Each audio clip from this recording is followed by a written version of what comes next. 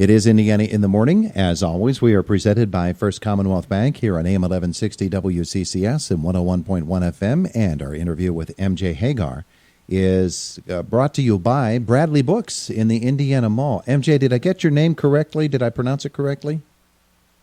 Yes, Todd, that's perfect. MJ Hegar. I am so unworthy to talk to you after reading this book. My goodness gracious. What a life you have led. And you're just young. You're a puppy. Oh, I appreciate that. No, I'm just, I know hundreds of other men and women just like me, and I know that there's thousands of them out there. So, I'm just like you. The book is Shoot Like a Girl, one woman's dramatic fight in Afghanistan and on the home front, and it really has been a battle for you to this point in your life. All of the different forms of adversity that you have faced in your life. And I'm not going to capsulize it because it would take too much of our time to talk with you. I've filled the listeners in about you ahead of time, about your life as a helicopter pilot and your life beforehand. You have about you some indomitable spirit that enables you to be both tough and at the same time very sensible about your approach to life. Where did that come from?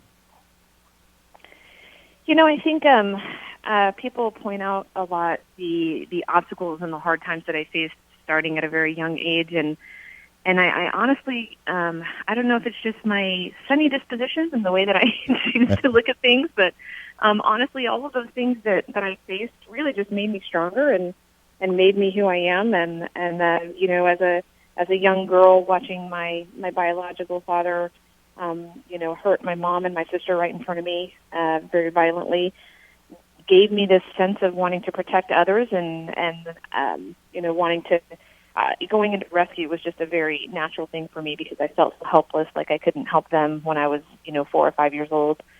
So I don't know. I think it's a choice that you can turn difficult circumstances into character-defining moments, and I chose not to make excuses or be a victim and let myself fall into failure because of the challenges that I had. I don't know what the movie was, probably An Officer and a Gentleman, where he kept saying, I want jets, I want jets. You wanted jets early in your career. That was one of your dreams, wasn't it?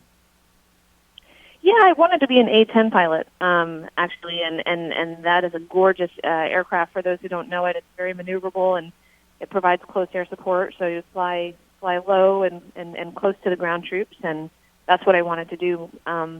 It wasn't until a mentor of mine in the New York Air National Guard was trying to convince me to go the helicopter route and asked me, why A-10s? Why wouldn't you want to fly helicopters with us? And I gave him the reasons I just stated to you, and he said, well, you can do all that in helicopters with the added bonus of flying your real-world mission during peacetime. You don't have to wait for conflict to show up to be useful.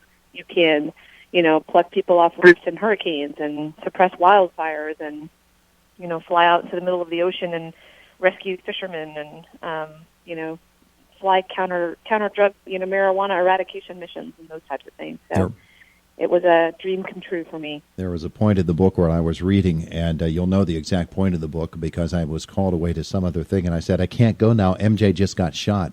I needed to follow through on that story. And it's just amazing, your life as a helicopter pilot. But the fact that you were actually able to get into an aircraft at all, with all of the obstacles that were thrown in your way, and particularly because you are a woman, it took a really, really special kind of dedication on your part. That whole aspect of what lingers in society today and in the military as well is both heartbreaking to read about, but then heartening to read about how you overcame them. And it was not only during your military career, but afterwards that you have been an advocate for women in combat roles. Talk a little bit about that, if you would. Sure. I had somebody ask me once, how did you deal with all the failure? How did you keep bouncing back from all the failure? Because if you've read the book, you know that doors just kept closing right in my face, left and right. And I was actually kind of blown away by the question because I had to take a minute and rethink and think about what were they talking about, because I didn't feel like I ever failed at anything. I felt like if a door closed, I was like, oh man, that's just one more year before I can apply again, and I have to just, be a year older when I go to pilot training. It wasn't, oh man, I'm not going to be a pilot, or even the possibility that I wasn't going to be a pilot. A good friend of mine once said it wasn't if, it was when. We all knew that it was when are you going to be a pilot, not if. Mm-hmm. And I think that attitude served me well, because if I had stopped and realized that when a door closed, it possibly was the end of my dream, I think I would have drowned under that kind of panic. So I think that aspect of my personality has served me well, that I don't think of things as failures. I think of things as, inconveniences and something to get past and something to overcome. And I'm still that way to this day. And, the work that I've done to repeal the ground combat exclusion policy is the same. I feel like that policy is something that women in the military have to overcome, even the women who aren't in combat roles, because Admiral Mullen put it best when he talked about the ground combat exclusion policy contributes to this culture of sexual assault and discrimination, because it sends a message to the troops that there's two classes of troops. There's the warrior class, the men, and then there's the support class, the women. And that's not the way it is. It's not the reality on the battlefield, and it's not, the way that it should be. So every man, it's just been for me.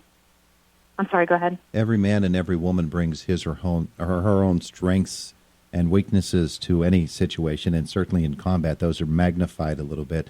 The title of your book, though, Shoot Like a Girl, really gives us a clue as to when we have a perception of something as being negative, it really can be completely the opposite. In this case, it's a strength. And you bring strengths, and women in combat roles bring certain talents and skills and strengths to combat situations that we might not have considered in the past, and might have really thought, okay, those are obstacles, when in fact they're opportunities.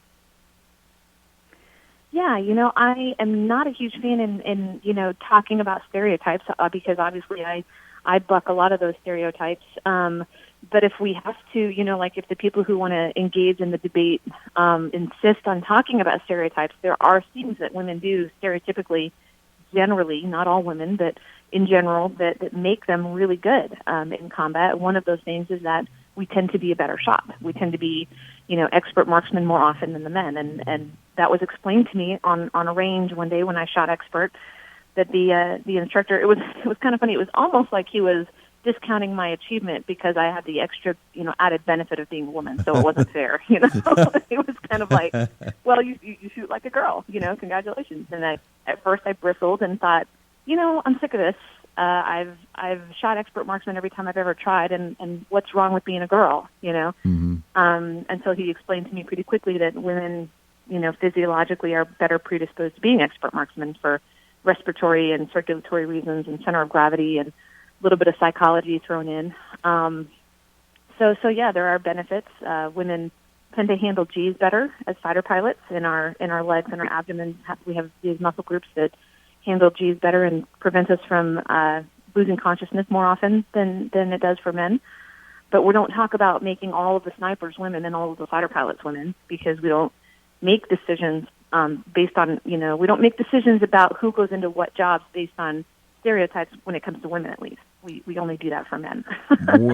We only have a minute left with MJ Hegar this morning. Shoot Like a Girl, One Woman's Dramatic Fight in Afghanistan and on the Home Front is the title of the book, and it is so well worth the read. And in any situation, we need to salute the people who serve in our military and serve in the defense of our freedoms.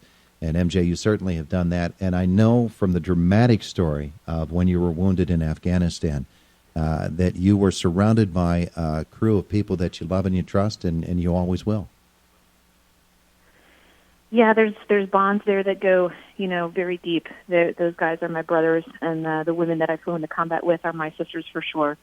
And that is born of a mutual respect through one standard and through training together and sweating and bleeding together, and that's why we wanted to repeal that policy, so that everybody could have that experience.